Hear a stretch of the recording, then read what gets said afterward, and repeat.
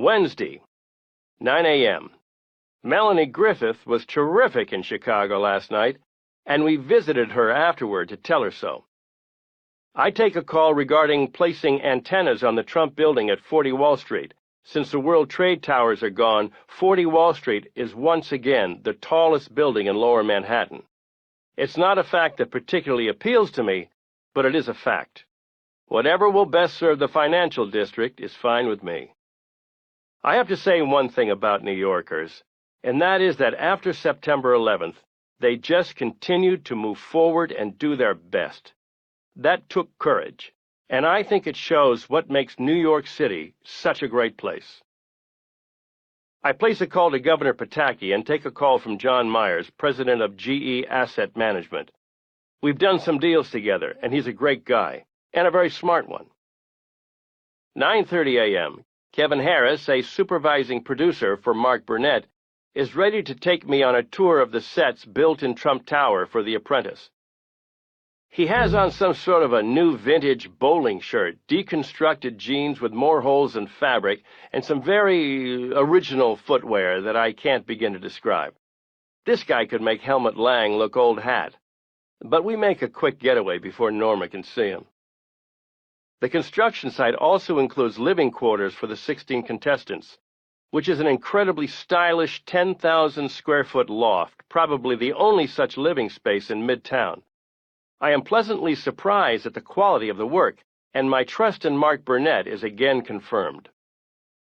10 a.m. Back in my office, I begin returning calls. People are surprised at how many hours I put in at my office each week, since I seem to have a busy social life as well. I also like to plan my business trips for the weekends whenever possible to avoid missing office time. I love what I do, so it doesn't seem like I'm missing out on any fun. Last year, I took a transatlantic weekend business trip that included breakfast in London with Mohammed Al-Fayed and dinner in Slovenia with Melania's parents before flying back to New York. We were back in time for me to be in the office by 9 a.m. Monday. I talked to Jay Goldberg, a brilliant lawyer and an old friend. He and his wife Rima will join me in my box at the U.S. Open. This is a good one. The pushiest broker in New York calls in for a chat about the availability of some of my prime apartments, as if I couldn't guess why she was calling me in the first place.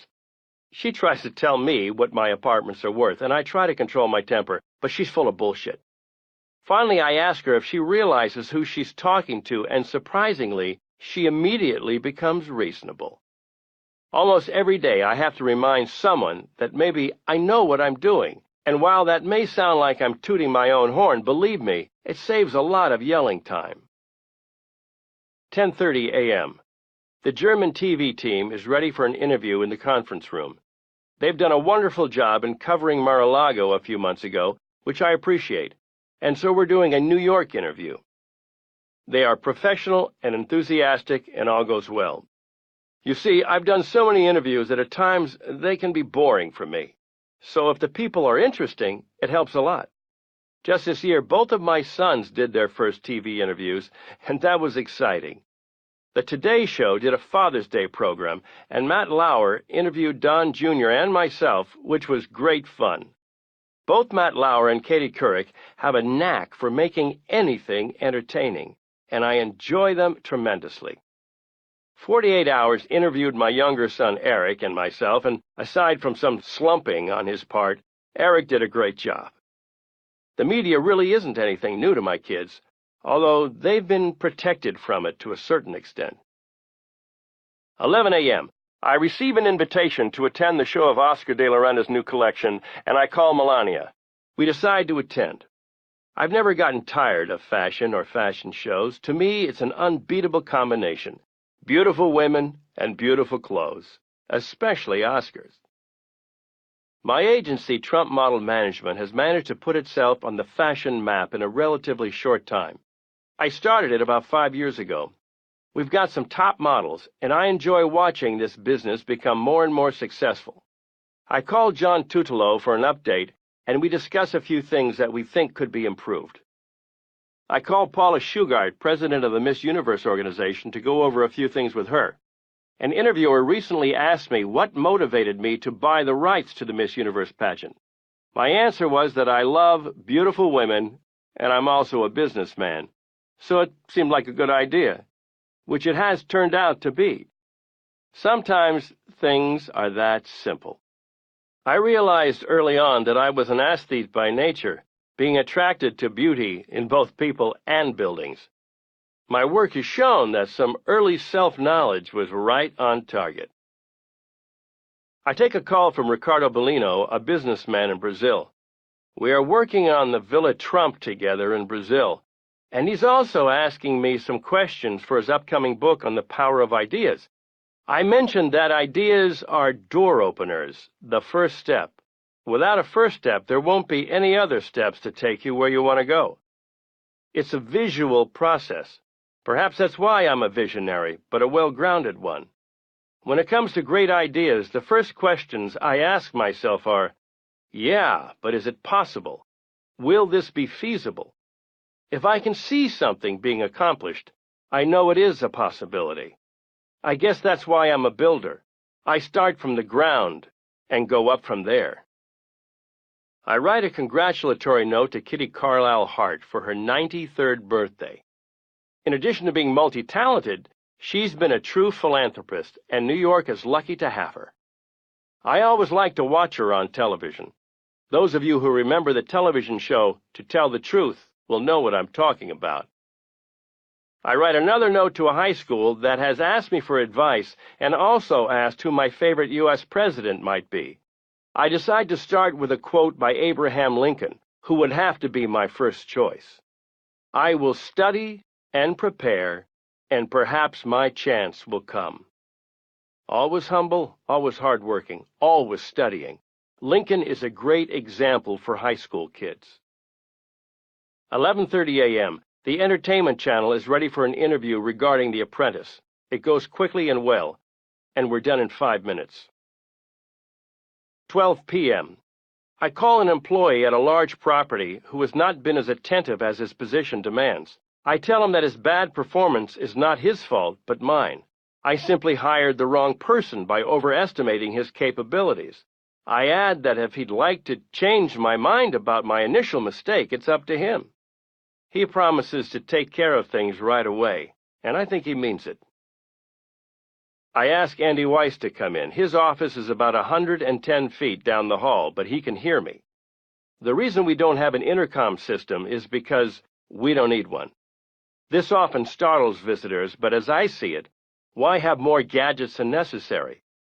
Andy's been with me a long time, and we get right to the point.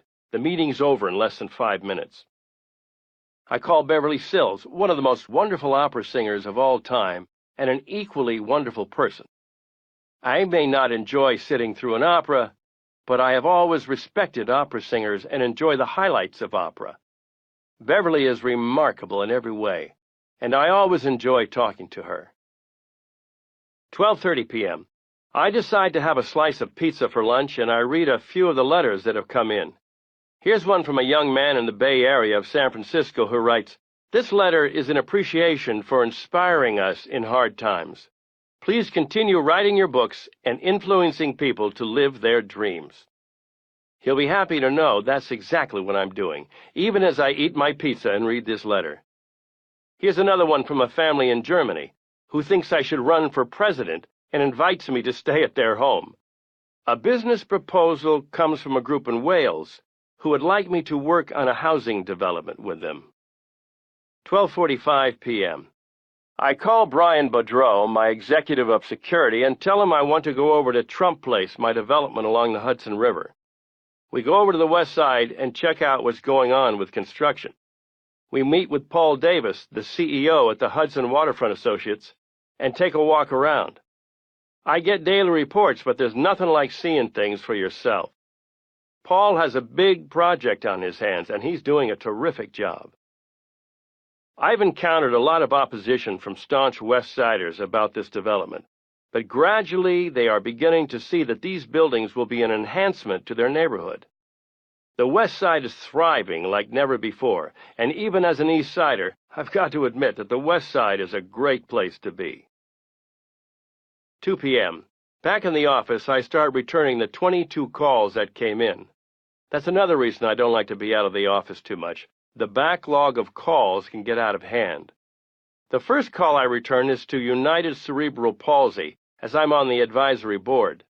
One of the biggest perks of being financially successful is being able to be generous. I like giving money to good causes like United Way and the Police Athletic League. It really is a great feeling every time I can be of help, and for the most part, that's a private part of my life. Some of my charities are public knowledge, and some of them aren't. 2:30 p.m. Robin Leach and his team are here for an interview. Robin is well known for a reason. We have a great time, and it's a job well and quickly done. 3:15 p.m. I have a meeting with Carolyn Kepscher, Executive Vice President and Director of Trump National Golf Club in Briarcliff. We are building some magnificent villas on the grounds, and there are a lot of details to attend to. Fortunately, both of us are perfectionists, and our meetings never have to be long. 3:30 p.m. I take a call from David Schnurr, president of Leaders magazine. I've been interviewed a few months back, and we still keep in touch. Craig Samandel, the director of Trump National Golf Club Los Angeles, calls in. He gives me an update on what's happening, and we go over some details. I will visit California later this month to see the progress for myself. It helps to have people you can trust when you're 3,000 miles away. This is something that still amazes me. Here's another person requesting my autograph on the March 1990 issue of Playboy magazine, which featured an interview and a cover photo of me. To this day, 13 years later, I receive several requests a month for my autograph on this issue, and granted, the girl I'm photographed with is a beauty, but I never thought this interview would remain so popular with people who follow my career. I'll have to reread it one of these days. Meanwhile, I sign the cover and it's sent back to the owner, and I sign a few books that have been sent in as well. I make a call to Tiffany, my youngest daughter, who is giving me an update on her latest activities. She has enough going on for 5 people. She must take after me. She is excited about her upcoming birthday and her plans to have a party aboard the Queen Mary in Long Beach, California. I write a note to the veterans of Vietnam of Ward 4CD of Valley Forge General Hospital. I am co-chairman and builder of the New York Vietnam Veterans Memorial Fund and still continue to do what I can for these brave people. 4 p.m. I take a call from Susan James, Director of Sales for Trump International Hotel and Tower on Central Park West. She has a great job. This is one of the most successful condominium towers ever built and the top-rated luxury hotel in New York City, all in one building. This is also where Jean-Georges Restaurant is located. All in all, it's a gem, and I'm proud of it. It's near Lincoln Center on Columbus Circle, and those of you who know architecture will find it interesting that Philip Johnson designed both this building and the State Theater at Lincoln Center, home of the New York City Ballet. I'm sort of young to be considered historical, but some things point in that direction, and this building is one of those things. I go over the invitations and requests of the day with Norma. I decide on an event given by Anna Wintour of Vogue magazine and leave the other decisions until later when I can give them more time and consideration. Charlie Reese comes in and we go over our current project developments in Chicago, Toronto, and London. Bernie Diamond and Jason Greenblatt, my terrific in-house attorneys, are in on the meetings as well. Contrary to what people might think, I listen to and take advice from a lot of people before I make a final decision on anything. I like to be as well informed as possible. However, when it comes to making a decision, I am aware that the full responsibility for that decision is and will always remain mine. That is why I proceed with caution, even if my image may be more flamboyant. 4:30 p.m. I have a meeting with Matthew Calamari, my chief of operations. He's always a busy guy, but with The Apprentice starting up soon, he's busier than ever. I'm not concerned because after knowing Matthew for more than 20 years, I am certain he can handle anything. My son Eric stops by to say hello. He's in college now, but is visiting New York City for a couple of days. He sits in on my meeting with Matthew, and then we chat for a bit. He's got a great grin.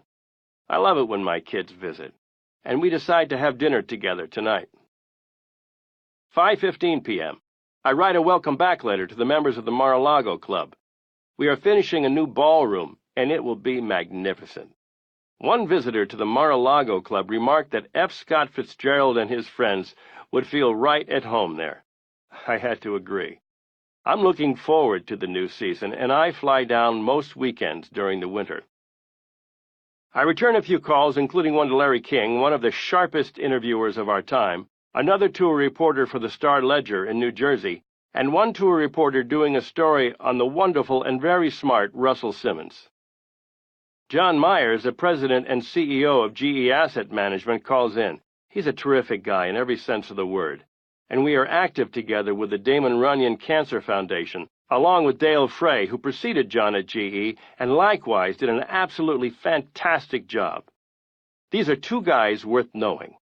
Over the years, General Electric has been my partner in a number of my developments, including the very successful Trump International Hotel and Tower at 1 Central Park West. 6 p.m. I call Melania to see where we should take Eric for dinner. We decide on the 21 Club. Norma comes in and we review some details of my deals, invitations, letters, and media requests, including those from a surprising number of international television programs and publications. Last year, I did an interview for the #1 program in China, which drew a huge audience. These facts continue to surprise me, probably because I am so focused on my immediate and daily responsibilities. I never found myself to be particularly fascinating. The phones have quieted down, so I decide to go through a box I keep beside my desk where I put articles and letters of interest to me. Sometimes I'll keep certain articles for years if I like them. I also keep letters and quotes such as, "Hope is not a strategy." I saved an invitation from a speech I gave to the Wharton Business School Club about the future of New York City. I am always honored to speak to Wharton students and alumni. I find nice notes from Dr. Jerry Buss of the Los Angeles Lakers, one terrific guy. Ed Malloy, an old friend I call Blue Eyes, and Harrison Tucker Lafrac, the next generation in a remarkable real estate family. Richard Lafrac, the son of Sam Lafrac, has done an amazing job in the real estate business. Likewise, his son Harrison will be one of the really great young people to watch. I have no doubt he will go right to the top. There's a clipping from Liza Minnelli and David Guest's wedding, which I was honored to attend, even though I didn't think the marriage had a chance. And letters from John F. Kennedy Jr. and Howard Schultz of Starbucks, as well as one from Clint Eastwood, a great guy and golfer. He was my guest at Mar-a-Lago. He liked my course in Florida and wrote to tell me that. I come across a fax from Roger Ailes of Fox Network News. What a job he's doing, taking them to heights they'd probably never dreamed of. During the march toward war in Iraq, someone sent me this joke. You know, the world has changed when you realize the best rapper is a white guy, the best golfer is a black guy, and Germany doesn't want to go to war. A review to savor from Rick Remsnyder upon the opening of Trump National Golf Course.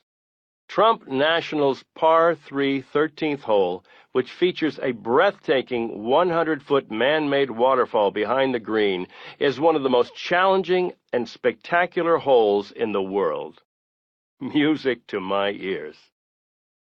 I love sports. I have one of Shaquille O'Neal's oversized sneakers on display in my office and a signed baseball from my favorite team, the New York Yankees. I keep it near Tiffany's drawing of a house. She's already into real estate.